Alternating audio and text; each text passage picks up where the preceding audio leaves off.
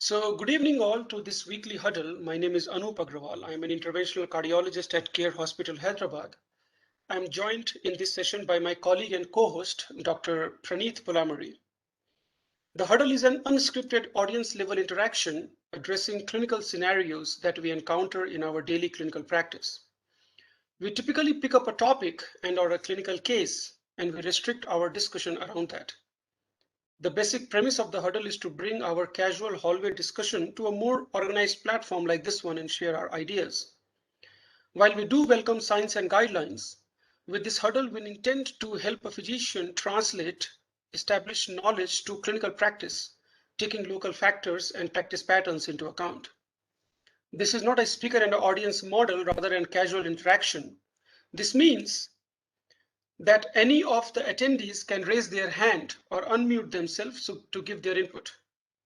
As a courtesy, you should wait for others to finish their thoughts before you unmute yourself. The huddle is hosted every Wednesday at 7 p.m. and this is our 54th session.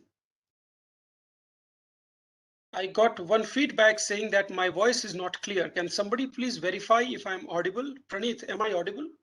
Very much audible, sir. Okay, all right, perfect. Okay, so I will brief you about today's case, and this case was actually, so let me just get you to the case first, and then I'll tell you the background story. So this is a 28-year-old female. She has a history of chronic rheumatic heart disease. She underwent surgical mitral valve replacement using a metallic bileaflet valve at the age of 15. She doesn't have any other comorbidities. At her baseline, she has around class 2 heart failure symptoms, and she doesn't actively seek any cardiology opinion for this. Recently, she became pregnant, and for which she saw her obstetrician. And by the time she saw her obstetrician, she was already in her reaching her third trimester. She was around week 12, week 13. And she complained that she was having worsening shortness of breath. By this time, she was around week 12, week 13. I don't have a detail of whether she stopped her warfarin or not. It seemed like she didn't. And because of a shortness of breath and previous mitral valve replacement, she was seen by a cardiologist who deemed her having heart failure. And a combined decision was taken to go for termination of pregnancy, which she underwent. And at that time, an echocardiogram was done, which showed normal functioning mitral valve, which was the metallic valve there. But aortic valve had major disease. Her aortic stenosis was severe with a mean gradient of 90. More than 40 we consider severe. And she has got severe aortic regurgitation, so a dual pathology in the aortic valve. Her left ventricle was fine. Her left ventricular dimensions were reported to be okay, and PA pressures were also at that time deemed okay. She returned back to her class 2 symptoms after medical termination of pregnancy. Cardiologists suggested to meet a cardiac surgeon, and cardiac surgeon offered her aortic valve replacement because he thought, given her clinical situation, the aortic valve should be replaced. So her husband, he came to me for a second opinion. I didn't see the patient myself. Her husband came to me with the reports, seeking whether what is the future for pregnancy. Obviously, they wanted to conceive again, and he had heard about transcatheter option in case if that is an option for her. So he came with an open mind with the idea that what can we do to make it better. So issues to discuss in this particular case. Is there an indication for aortic valve replacement? I think that is pretty much there. The question is there indication for transcatheter aortic valve replacement? And if we go for a surgical valve, what kind of valve are we going to put? How are we going to facilitate her future pregnancy? Any other future counseling that we can do and whatnot? So this was a topic which was there in my mind for quite some time. This is very common occurrence that we see in our practice. Physicians, gynecologists, surgeons, cardiologists, all of us, we see this situation where we have young female in reproductive age who has got valvular disease, who need to undergo for surgery. The question comes metallic versus bioprosthetic. In this particular situation where it is even more complex, where one metallic valve is already in place. So the reason why I was waiting a couple of minutes is because I did invite the first cardiologist who saw this patient. He doesn't practice at my hospital, so I was able to reach out to him and I invited him to join us to share his thought. And I also invited the cardiac surgeon, the first cardiac surgeon who saw her as well, so that we could have a very robust discussion about what we could do in a true multidisciplinary way to try and see how we can come up to a discussion. So I start this huddle always with asking my colleague Praneeth for his opinion, and then we go down the list with our attendees and seek their opinion as well. In the meeting today, other than our usual attendees, we do have Dr. Manjula with us. She's an obstetrician and gynecologist, does not need any introduction. And we have Dr. Gopichand as well. He's a cardiac surgeon. He also does not need any introduction. So Manjula madam and Gopichand sir, we'll get back to you. We'll get to you once we have a little bit of more discussion so that you can guide us through your thought process. So Praneeth, you got the clinical case. Walk us through what would you counsel this patient? How would you take up this case? Praneeth. Yeah. So good evening, everyone. So this patient, Anoop, I definitely agree about the need for aortic valve replacement because any slight exertion in the form of pregnancy, she was getting dyspneic and or she is going into heart failure. So definitely I agree about the need for aortic valve replacement, and I agree with the decision of terminating the pregnancy.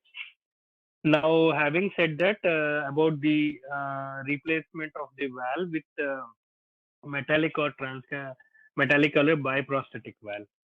This patient already has a metallic valve sitting at the mitral position, so she has one indication to receive oral anticoagulant. So this patient, I would suggest her to get an aortic valve replacement with a metallic valve, because it doesn't make any sense to give a bioprosthetic valve because she's anyway receiving oral anticoagulant.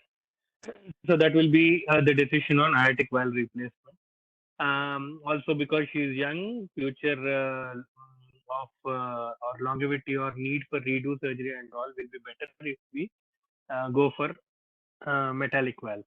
The question or the challenge becomes of advising when she conceives is a problem where we have to stop or modify the anticoagulation with the presence of pregnancy and a mechanical valve. I would look at what is her requirement on the or the usage of dose of anticoagulant to maintain her target INR.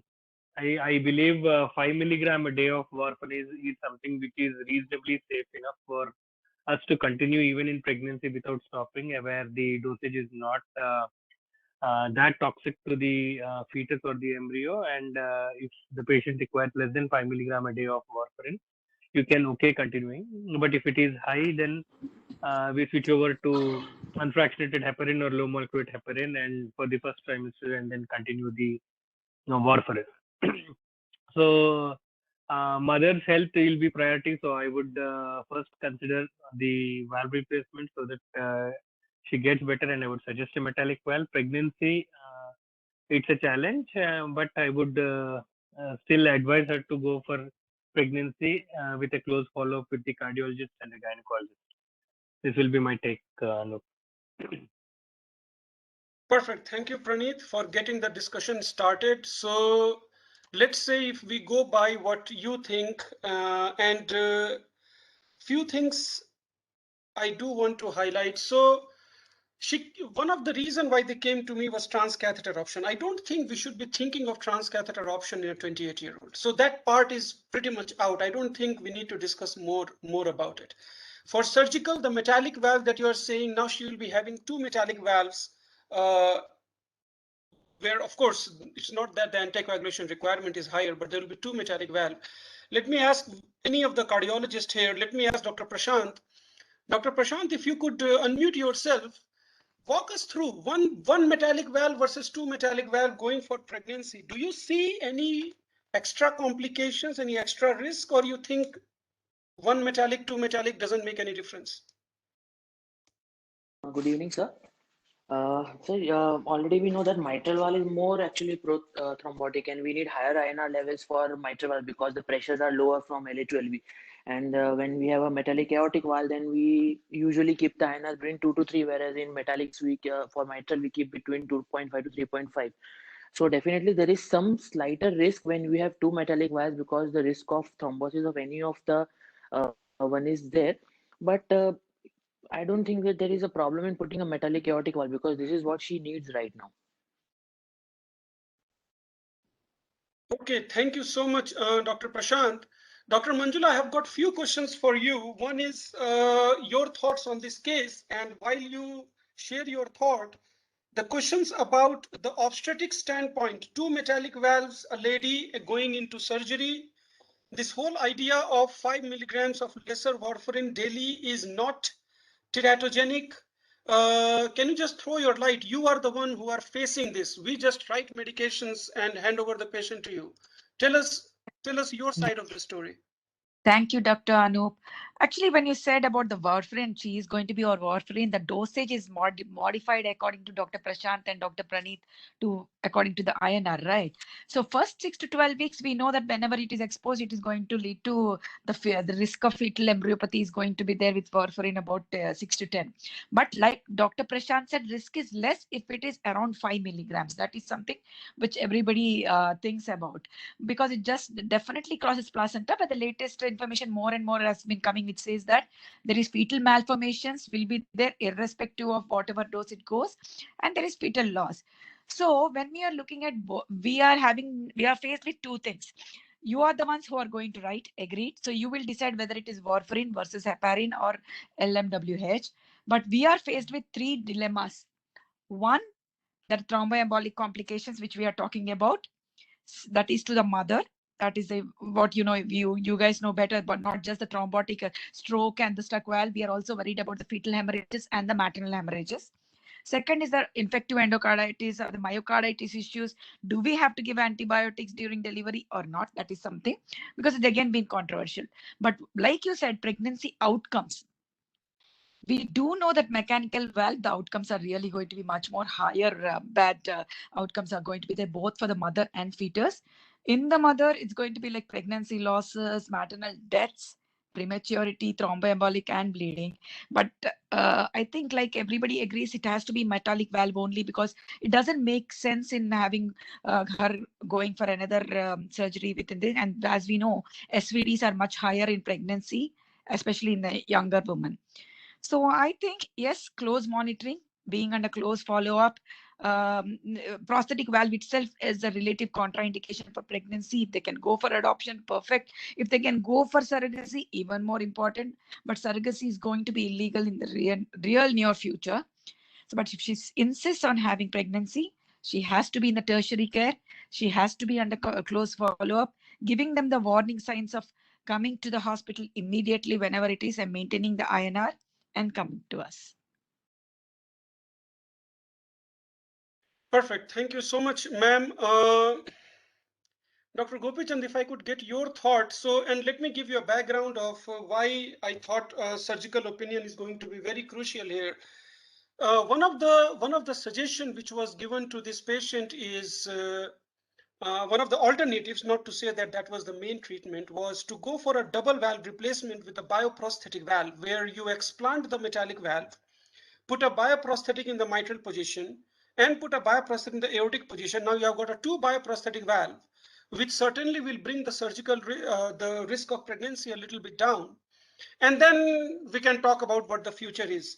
So, Dr. Gopichand, if you could give us your thought about this overall case, where we are heading, and do you think this double valve replacement is something that can be even considered? Yeah, sure. Why not? See, the problem now, first of all, let's look at the mother. Now that the pregnancy is terminated, thanks for anyway, Anoop, for inviting me to discussion. It's interesting.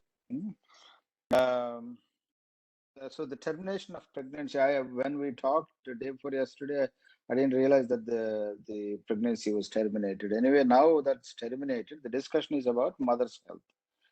Now she already has a mechanical valve in the mitral position, which is working well. However many years now, that maybe 15 years, and she's doing extremely well with the anticoagulation management. So it makes sense to replace the aortic valve with another bileaflet mechanical prosthesis so she can continue her life. Now, as far as the heart is concerned, that settles. But there is a very strong wish on the mother side, and in fact, she violated the warning of not getting pregnant unless it's been discussed with the obstetrician and the cardiologist.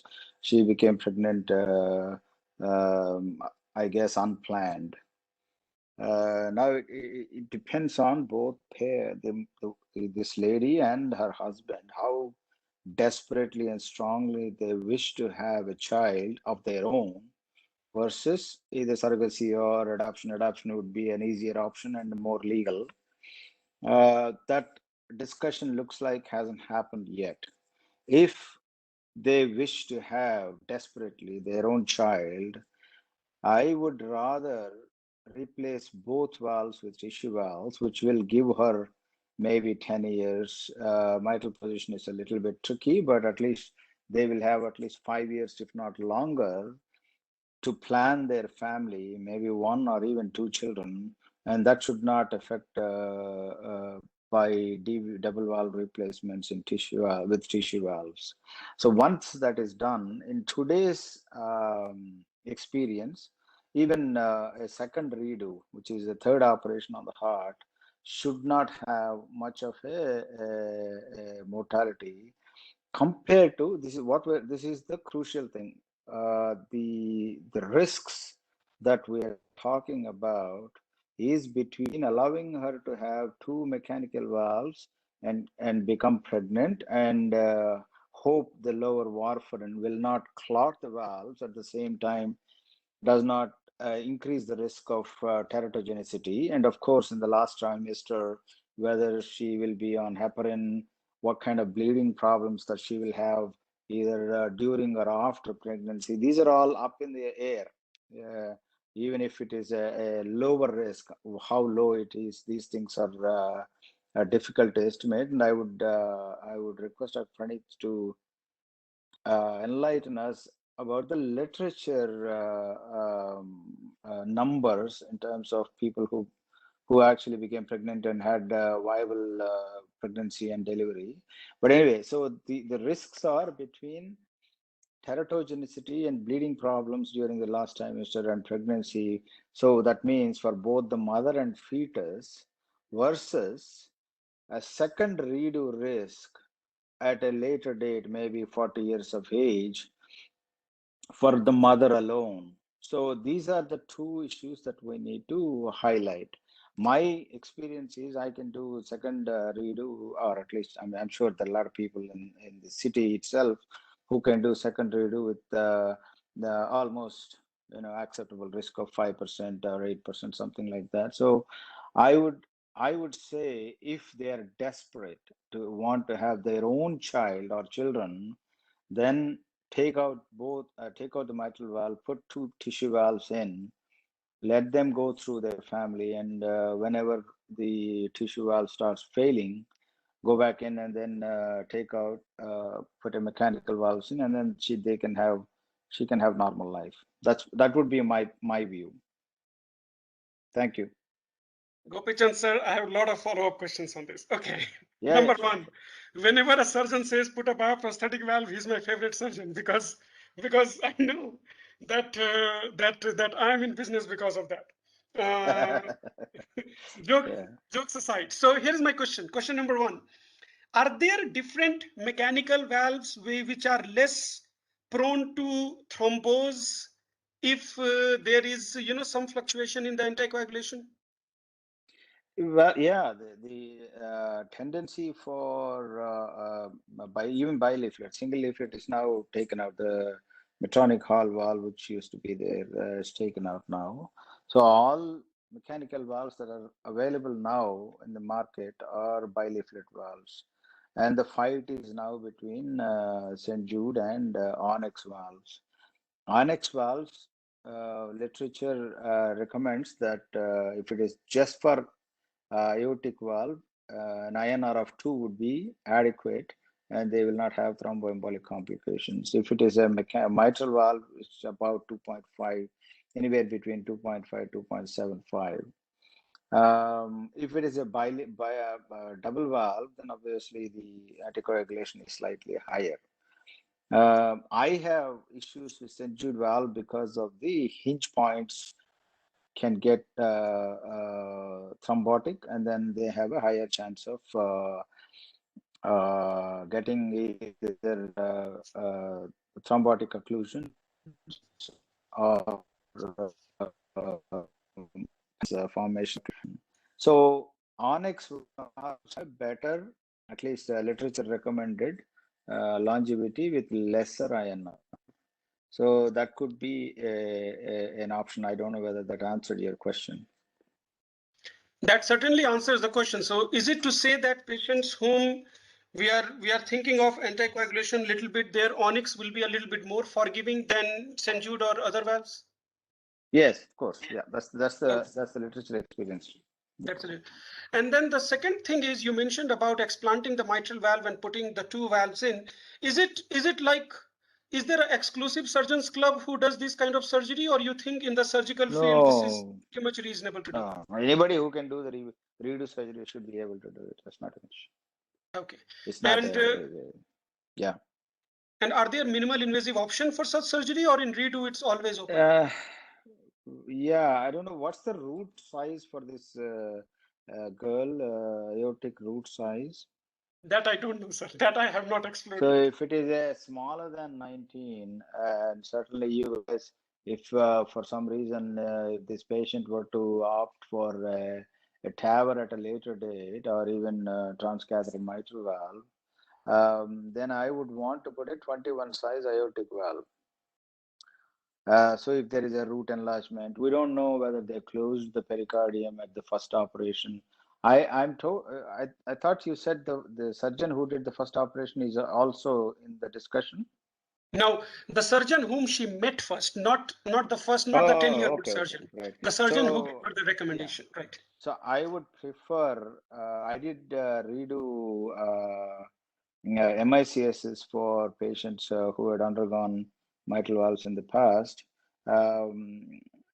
But we don't know whether this particular person, CMVs are much easier to do for MICS. So I haven't seen the patients. So obviously, it's important to see the patients before saying that whether we can do MICS for this patient. Perfect. Thank you, sir. And we will get more questions to you as we go along the discussion. Yeah, sure. We have Dr. Balaji joined us. Dr. Balaji, if you can hear us, can you please unmute yourself? We did start the discussion about this patient. I believe you saw her the first at the time. If you could just walk us through the thought process and what would be your plan going forward, because it seems like you will be the point of contact for her. So, Dr. Balaji, if you could please unmute yourself and share your thought.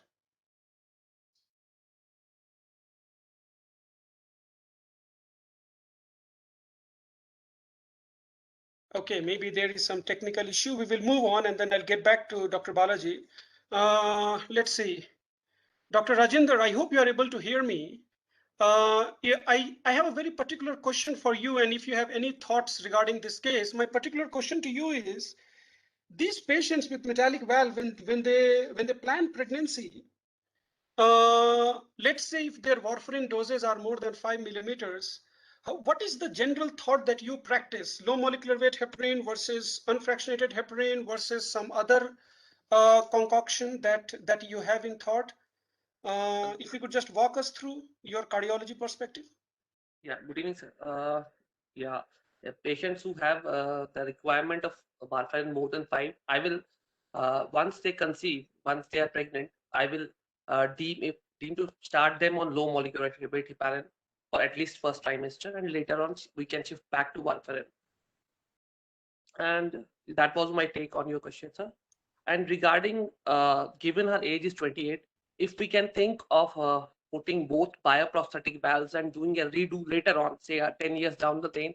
So just to be a devil's advocate, what's wrong if we put both aortic position, a transcatheter aortic valve, and valve in mitral valve, just to keep her on antiplatelets, and she can walk through the pregnancy, and that's it. If the question came because thinking of putting both bioprosthetic valves in one go. So I wanted a panel to think about it. Yeah, so Dr. Rajendra, the question is very relevant. In fact, this transcatheter options have certainly given us ways to think beyond what we typically do, not to say that we always have to go for it. If you put two bioprosthetic valve now, and if they degenerate in the future, remember every transcatheter valve, it's a bioprosthetic valve. So you are talking about resetting the clock 10 years. So if she's 28 and if she gets two bioprosthetic valves, there is a very good chance she will require another one before age 40. Mitral valves, particularly in young people, they may not even last 10 years. So now if you put a TAVR there, then what are we going to do at age 50? Sorry. So here my question was two things. What is the modality if apart from valve in valve, putting a second valve in first valve, and doing a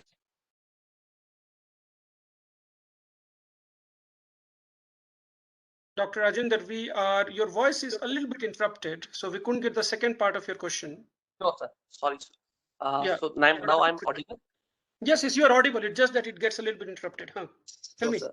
My point was, if we put two valves right now and she opts for a redo surgery later on, so can we do a surgery after a TAVR and a trans TMVR? We can do a surgery after TAVR. It is just that surgery after TAVR, if you require an open surgery after TAVR, there is a recent data on the aortic position, not on the mitral position. There was a recent data on aortic position where it's not a valve in valve case, where it's a native valve case, and the surgical outcomes are very poor. So if your TAVR patient requires a surgery later on, and I'm talking about native valve disease, TAVR going for a redo surgery, there the outcomes are not very good. And it has to do probably with the fact that surgeon needs to explant that TAVR valve. And that is not a very good, that's a high morbidity procedure. The only conflicting statement there is that these patients who got TAVR 10 years ago or 5 years ago, now they're getting surgery. They were deemed probably high risk surgery to begin with. But even there, in the age matched population, the surgical outcomes are a little bit poor. So if you decide on putting TAVR in a patient, be it mitral position or be it aortic position, do it in such a way that this patient probably won't require a surgery again. Of course, we can't predict future, but if you know for sure they are going to require surgery in the future, it is better not to pursue transcatheter. It is better go for surgical valve. The way I say it is, transcatheter should be the last valve in the road towards, like, your elderly age or whatnot. It should not be in the middle. It just makes things very, very messy. That is what the data shows. That is what we go through it. So I hope that kind of got your answer. I'm going to keep getting more discussion. Dr. Srinivas, if you can hear me, my question to you is, and of course with the case you can share your thought.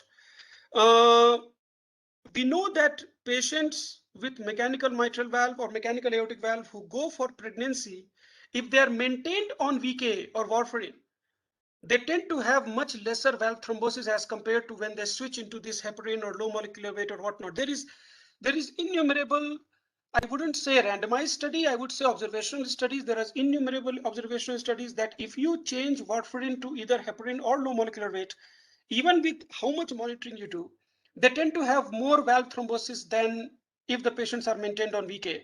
So my question is, now there will be two metallic valves in there.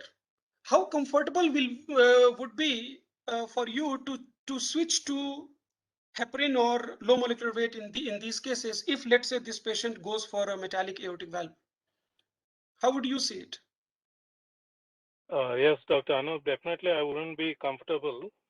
Hopefully this patient is in sinus rhythm even though she is in sinus rhythm and if her LA is dilated, and if we replace both the valves with a mechanical valve, the duration for which she is going to be in sinus rhythm, again, is the question, even if she gets tissue valves.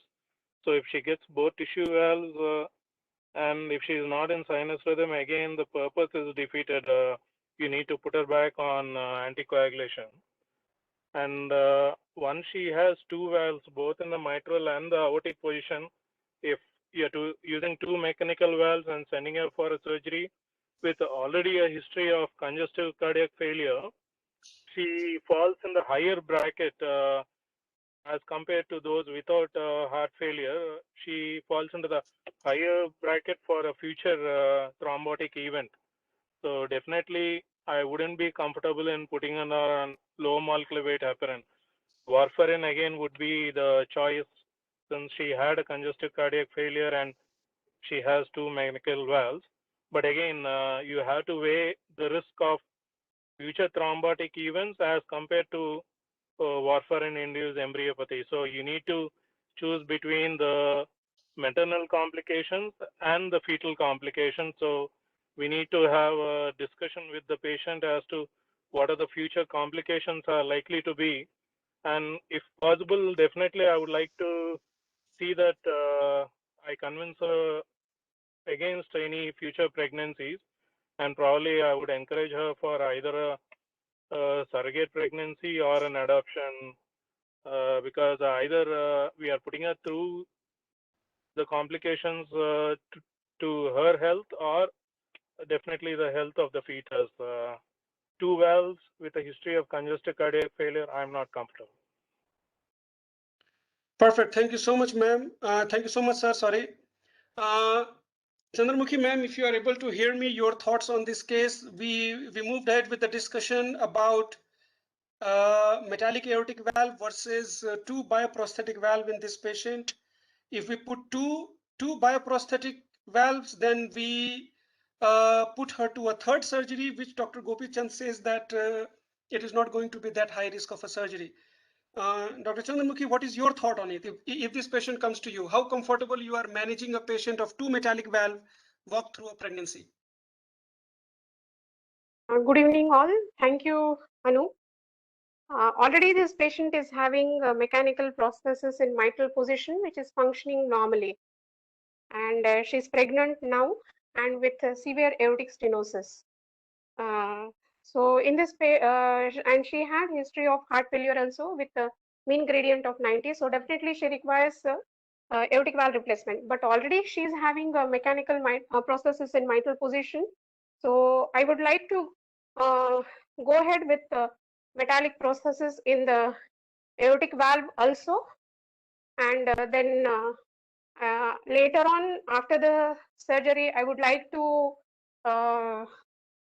defer the advise the patient regarding deferring the future pregnancies because of the metallic processes in mitral and aortic positions, and the difficulties with anticoagulation with the two metallic processes during the pregnancy. And in her case, either adoption or surrogacy will be a better option. Thank you. Thank you so much, ma'am. Praneeth, I have a follow-up question to you. When you put these patients, when you take these patients off warfarin and put them on low molecular weight, do you check their 10A activity levels? No, I haven't checked for any of my patients the NA levels. So how do you dose them? It's a standard dose of 1 mg per kg of enoxaparin is what I give. But yes, ideally we need to check the 10A levels, but I haven't done so far. So, you know, there are times where we do things because there is lack of data, and there are times when there is actually data. So in pregnancy, there is actually data to say that low molecular weight heparin is associated with higher incidence of valve thrombosis as compared to unfractionated heparin. And Yes. we don't know whether the dosing of 1 milligram per kilogram is right or wrong. And that factor 10A activity is another big issue. Let me see if our surgeon, Dr. Gopichand, has any insight. Sir, do you manage your metallic valve by yourself, or you think your cardiologist does it? And do you know if they check anti-10A activity if they put them on low molecular weight heparin? Dr. Gopichan, do you have any insight on this? No, I don't. Basically, after first 6 weeks, we follow them up. After that, we'll hand over to our cardiologist. As far as I know, they don't do the antitransferase levels. And I don't know whether we actually have large enough experience or even a few number and experience of managing pregnancies in patients who have either a single or a double valve. So I'm a bit skeptical about the whole process of management. I would rather do what I'm confident that it would be a good thing for them to have tissue valves while they want to become they want to get through some child, and then go for a mechanical valve when they're ready. Gopinchar sir, one more thing. If let us say you put a two bioprosthetic valve in this patient later on, of course only one of them will fail at a time. When you go for a second redo, you will, I'm guessing you will replace both of them and just put metallic valve at that time. That is my guess. Yes, of course. Yes. I mean, the whole purpose of putting tissue valves is to allow them to have their wish of having their own children. So once that purpose is done, there's no point in continuing with a tissue valve at that age.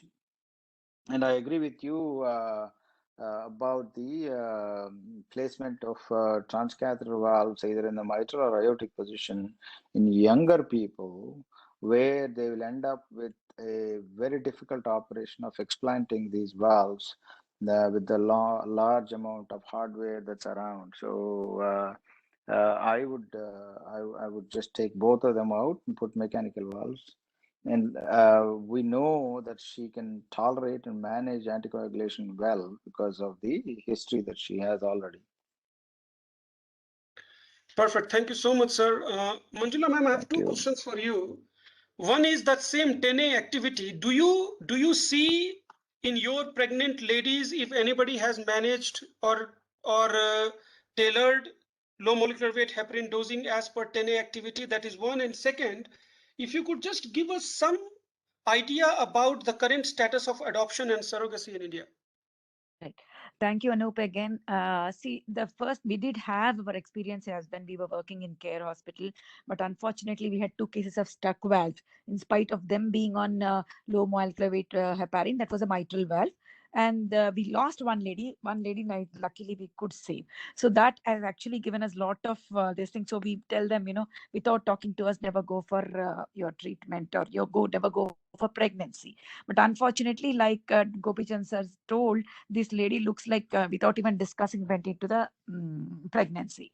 So anti-10A levels, I think it is, even though we say it is theoretically that is the way we need to do, but I think practically when it comes, the affordability and how closely they're going to monitor is something which is of question, because I have not seen anybody monitoring closely with anti-10A even though. But we did have patients continuing with warfarin inadvertently, not knowing, becoming pregnant, coming, because these are the patients who do have hormonal imbalances also, and it becomes PCOS, and they're pregnant before they even realize they are pregnant, because whenever they are bleeding, they bleed so much, even the regular menstrual cycles, it is like a boon for them when they don't bleed.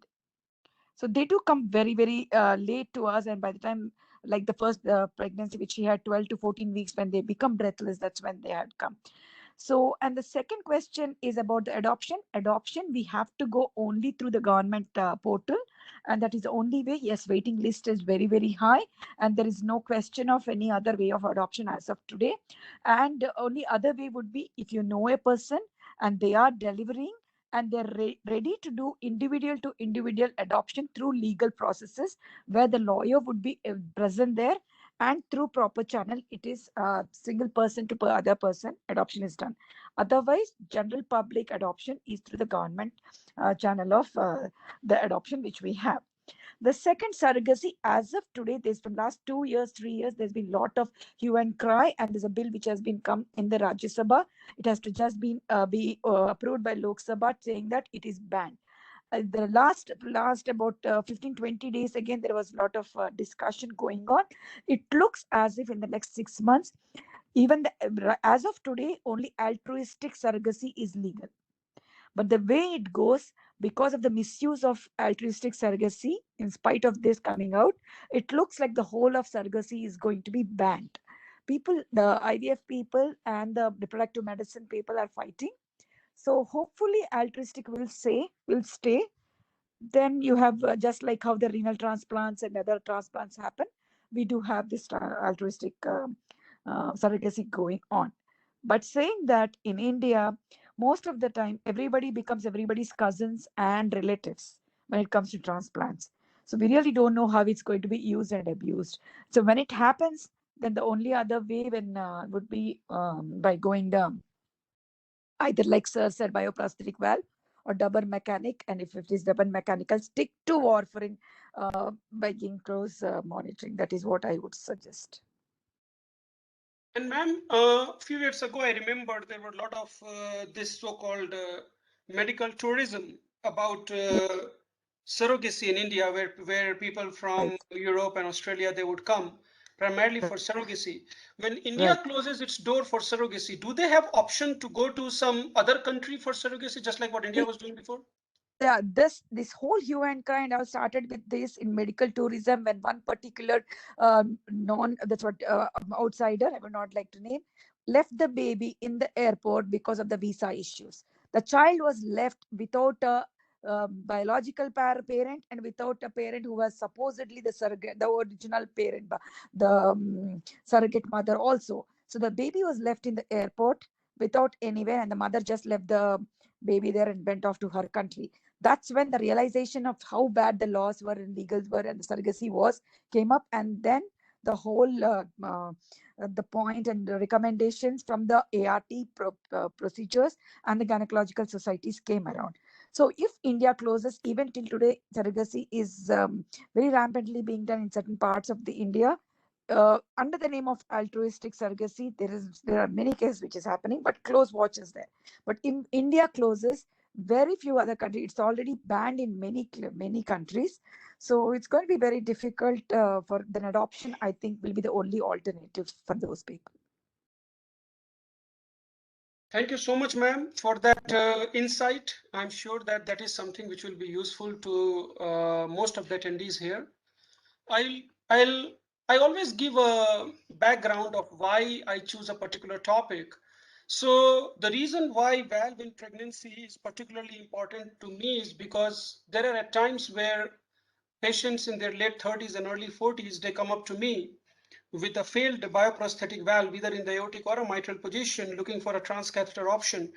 And then I start questioning that why a bioprosthetic valve was placed to begin with in their reproductive age, only to understand that that was done pretty much to aid a safer pregnancy. And it doesn't take a lot to think about how much challenges this mechanical valve imposes, because if you look at the final outcome of pregnancy, and if you think about event-free pregnancy, and event-free pregnancy means mom is okay, child is okay, there is no stuck valve, there is no major hemorrhage, and event-free pregnancy rates are less than 50% in those ladies who have a mechanical valve, be it mitral or be it aortic. So we know that almost half of these ladies, they will have some problem or the other, either in the form of a stillbirth or in the form of a missed abortion or maternal death for that matter, which is very high in this patient subset. So it is understandable that why majority of the women, I would say, and their treating doctors would choose a bioprosthetic valve. And then after 10 years, when the cycle resets, now the question is what to do with the second valve. And there, the option, unfortunately, is not a transcatheter. The option here is to go for a redo surgery and get a metallic valve at that time. And I have seen live cases performed where a transcatheter valve is implanted in a 40-year-old female just because they had a bioprosthetic at the age of 30, which in my opinion is not the right thing to do. But there have been live cases done that, which means certainly the operator or the cardiologist thought that is the right thing to do. So I thought of why not going back in time and thinking, what if we can do this counseling from very day one, where we tell the ladies that if we put a metallic valve, this happens. If we put a bioprosthetic valve, you go for a surgery after 10 years, so that there is no shortcut looking at and all this. And certainly surgeon also needs to be a little bit more comfortable going for first redo or a second redo surgery and try to reduce the mortality as much as possible, so that we can give them a better, not just quality of life, but also a more reasonable quantity of life. I think this topic is going to be as unanswered as what it is now, and all of us are going to see cases like these, and we will have to take a tough decision at that time. In this particular patient, I chose the option of telling them to go for adoption, because I was not ready to take up a challenge of 2 metallic valve and a pregnancy. And the whole idea of what Dr. Gopichan said, that in case if family is head bound that no, they have to go for a pregnancy, then I think it is worth going for a 2 valve surgery and a pregnancy rather than a 2 metallic valve and a pregnancy, which I don't have data to support, but I certainly can think of as a very high risk for this. So that was my rationale of why I thought topics like these are worth discussing.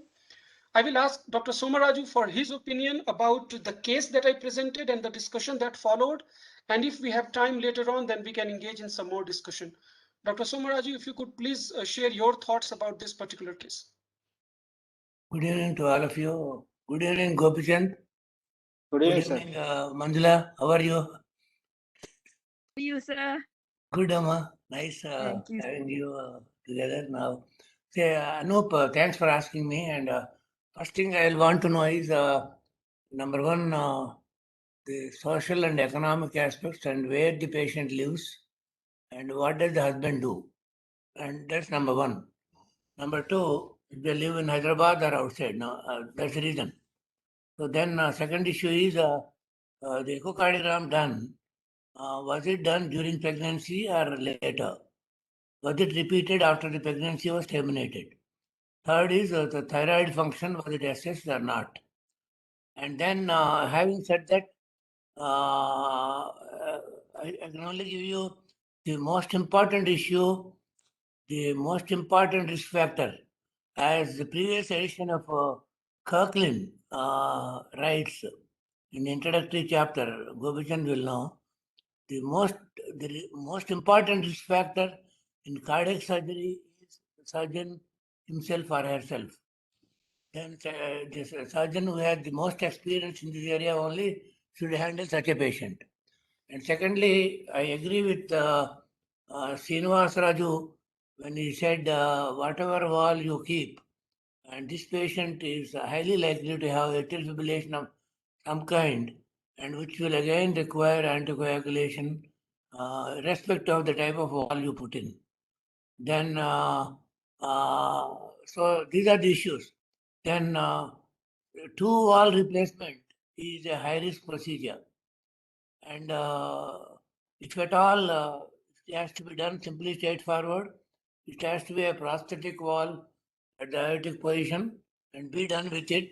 And then there are patients now with oral anticoagulation and going ahead with pregnancies and wall replacements. At least 2 patients who had 2 children, and but not all that is positive sometimes, and there will be difficulties. But but again, I would most important thing I will want to know is what does the patient do? What does the husband do? Where do they live? What is their ability to monitor themselves carefully? Thank you. Thank you so much, sir. I don't have answers to all the questions that you put in. I do have few answers. Her thyroid was checked, that is okay. Her echo was done at the time of pregnancy. I have ordered for a repeat echo, which will be done this week. She's actually scheduled for it this Saturday. Finances wise, husband told. Anoop, I hope you understand why during pregnancy echo versus later Yes, is different. Yes, absolutely, sir. Absolutely. So when the husband came to meet me, I told them to bring wife with him next week to get an repeat echo done. So that will be done this Saturday, so that we will know the true picture. But because the severity was so much, I thought that it's probably going to be the diagnosis may not change that much. But I still ordered because that was the right thing to do. I asked the husband about the finances of the 2 bioprosthetic valve and the finances of managing a complicated valve. And he said finances won't be an issue, but I did not ask him what he does for work and whether finances are not an issue, as in he will sell a land and not an issue, or whether there is enough cash flow. That I didn't delve into that much. They live in Hyderabad. So few of the questions I had the answer to, but others I unfortunately don't. Dr. Shankar put in a question in the WhatsApp group. Dr. Shankar, if you could just throw your thoughts on this, and then also if you could ask the question to Dr. Somaraju, hopefully we'll get your question answered. Dr. Shankar. Good evening to all icons, doyens in the field of cardiology and cardiothoracic surgery. Dr. Gopi Chand, Dr. Somaraju sir, and Dr. Anoop Agrawal. See, because in this discussion, I may not throw any light, but as far as my knowledge goes, the class 1 indication for this aortic position is mechanical valve, because already the mechanical valve in the mitral position, it is functioning well. And if at all in another position, that is in the aortic position, if the valve is needed, mostly we should go for only mechanical valve. And when the 2 mechanical valves are there, then she definitely needs long-term anticoagulation. The deleterious effects of the anticoagulation we know better. Thrombotic events, hemorrhage, and fetal embryopathy if she becomes pregnant, and so many things are there. So before I advise her to become pregnant, I don't advise her to become pregnant at all. I never, even if she becomes pregnant also, I never ask her to continue the pregnancy also here. Because if we go through the study of CARPREG 1 and 2 study, there is a risk index for the maternal cardiac complications in the pregnancy. So there are certain risk factors are there. So in this group, so she scores more than 5 points in this case. So mechanical valve, it is 3 points. So left ventricular dysfunction, it is 2 points. If she has got NYHA functional class 3 or 4, then again 3 points will be there. So likewise, she will be having more than 5 to 8 points.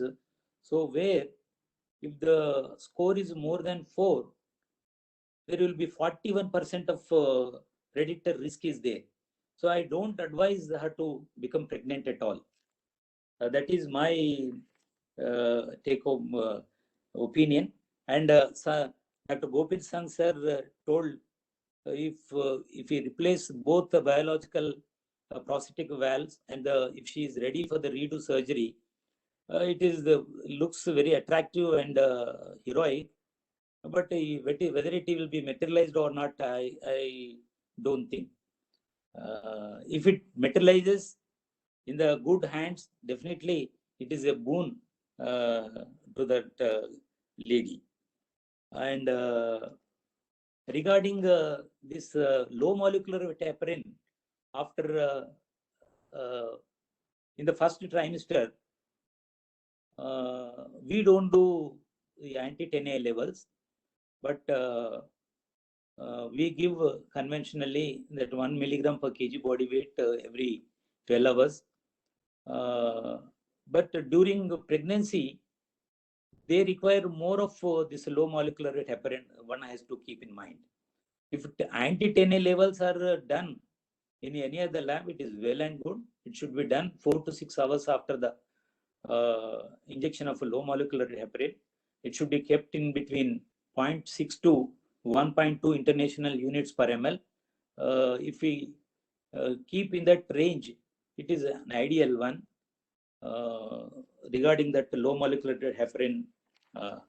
And one more thing I want to know from Dr. Gopichan sir, the replacement of the aortic valve by a pulmonary autograft, that is a ROS procedure. It is done in specialized centers. If the young patient where this VK, the vitamin K antagonists are contraindicated because of blood dyscrasias, coagulopathy, clotting disorders, even if the mechanical valve, we cannot go for anticoagulants. So where anticoagulants are contraindicated, or the patient is reluctant to take, or not desirous of taking anticoagulants, in that situation, what shall we do? And what is the ROS procedure? And have you gone through this ROS procedure anywhere in the world?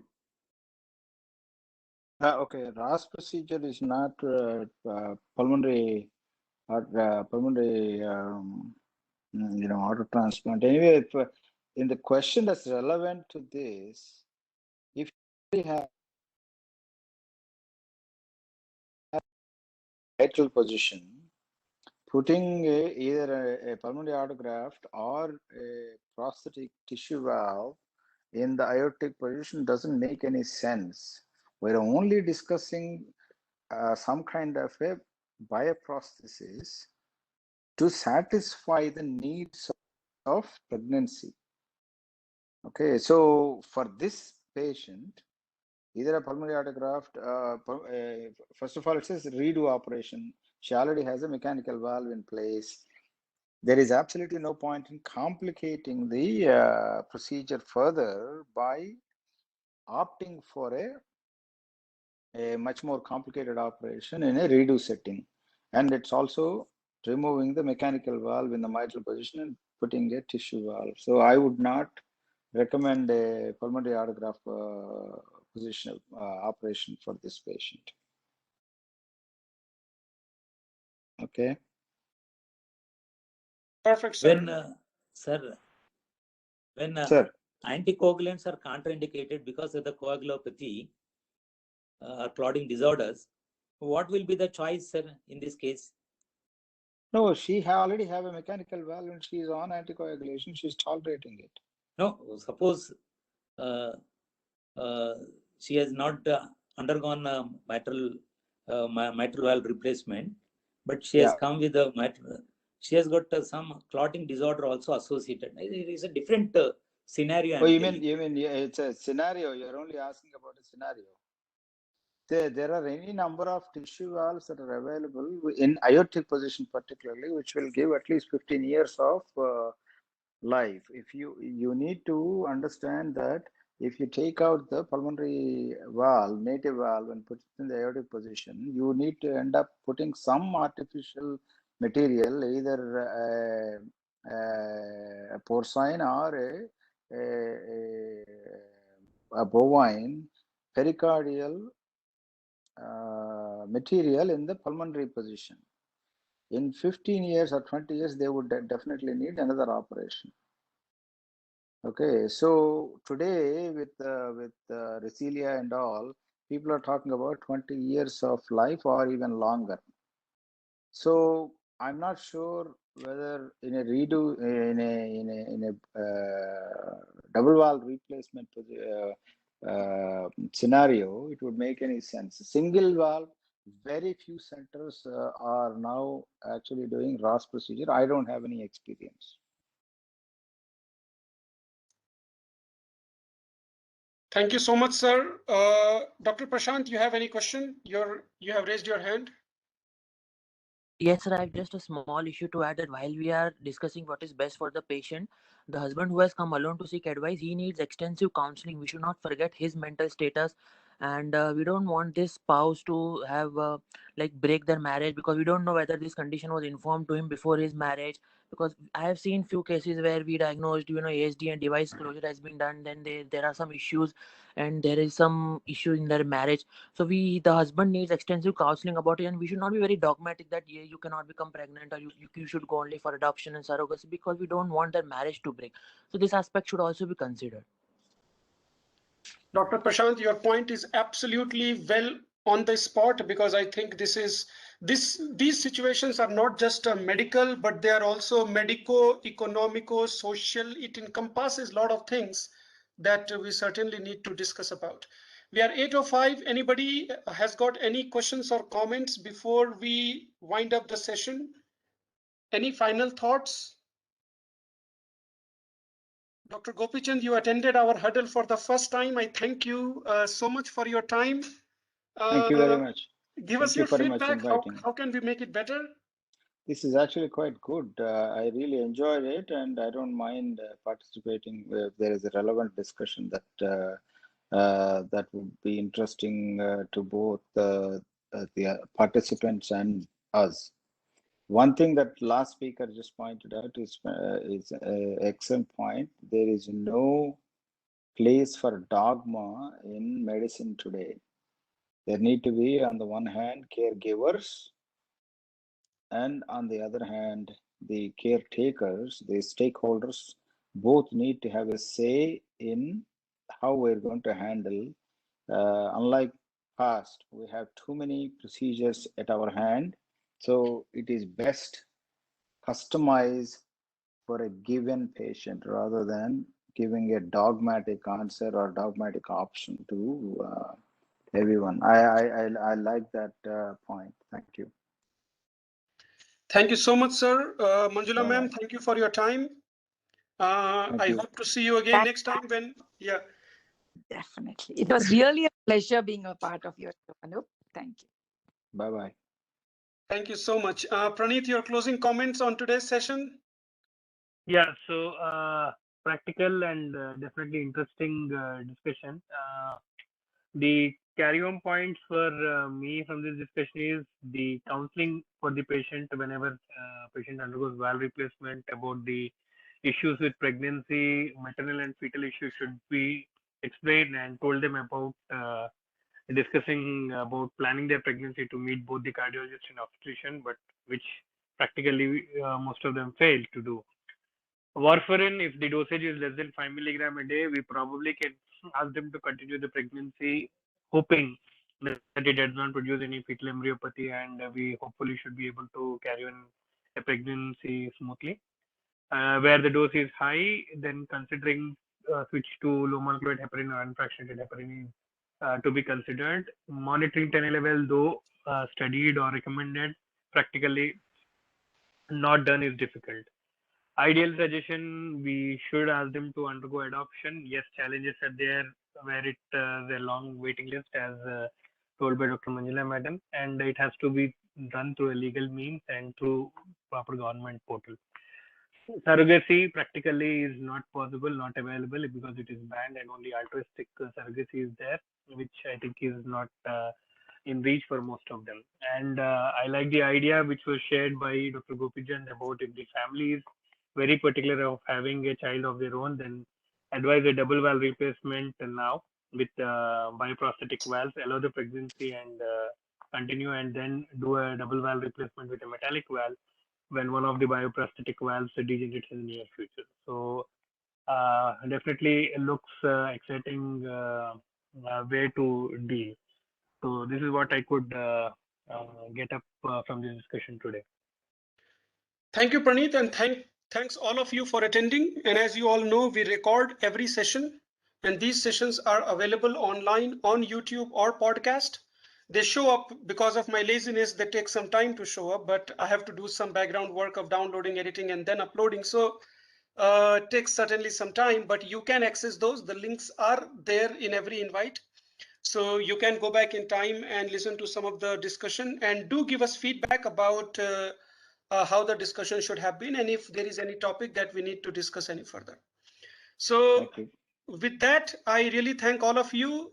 Good night. Hopefully, we'll see you next Wednesday again, and we'll try to get another interesting topic for us to discuss.